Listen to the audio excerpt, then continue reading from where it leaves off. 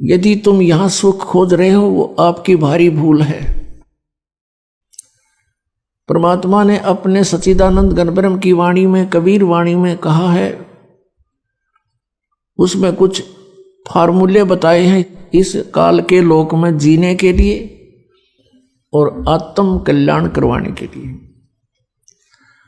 इस फार्मूलों में से एक ये भी फार्मूला है कि ज्यों राखे त्यों ही रहूं, हमरा क्या चारा, और खाने जाद खरीद हूं गुलाम तुम्हारा।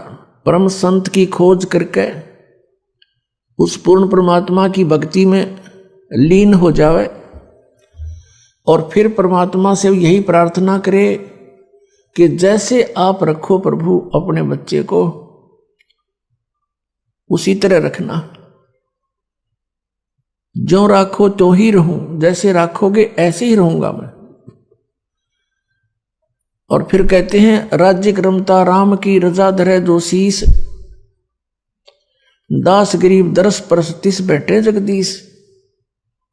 परमात्मा की रजा में राजी रहे, प्रसन्न रहे, जैसे भगवान फिर रखे। जैसे जब तक हम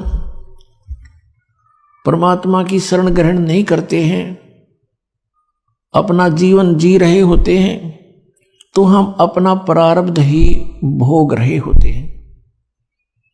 उसमें दुख भी भयंकर आ सकते हैं और यहाँ के नकली सुख भी प्राप्त होते रह सकते हैं। कौन से सुख? जैसे पुत्र प्राप्ति, कोई व्यवसाय की स्थिति ठीक हो जानी, इस तरह के जो सुख हैं ये भी खूब मिल जाएंगे आपको। लेकिन इन सुखों का अस्तित्व कुछ नहीं है। ये आपके काम के नहीं हैं। आपके पास अरब संपत्ति होगी, अरबों की, अगले दिन आपकी मृत्यु होगी। वह संपत्ति आपकी कहाँ थी? आपके संतान है, पुत्र पुत्री हैं, पोते पोती होगे, देवता देवती होगे।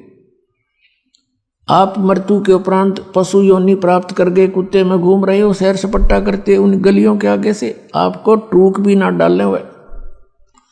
कहने का भाव ये है कि इस स्थिति को समझकर, यहाँ के सब इन कर्मों और आध्यात्मिक मार्ग को समझकर हमने अपने जीवन को एक सुचारू करना है। जब तक हम परमात्मा की शरण में नहीं है तो दोनों प्रकार के आपके ऊपर वो संस्कार प्रभावी रहेंगे। जब आप परमात्मा की शरण में परम संत के माध्यम से आ जाते हो, फिर आप अपनी मर्जी मत चलाओ।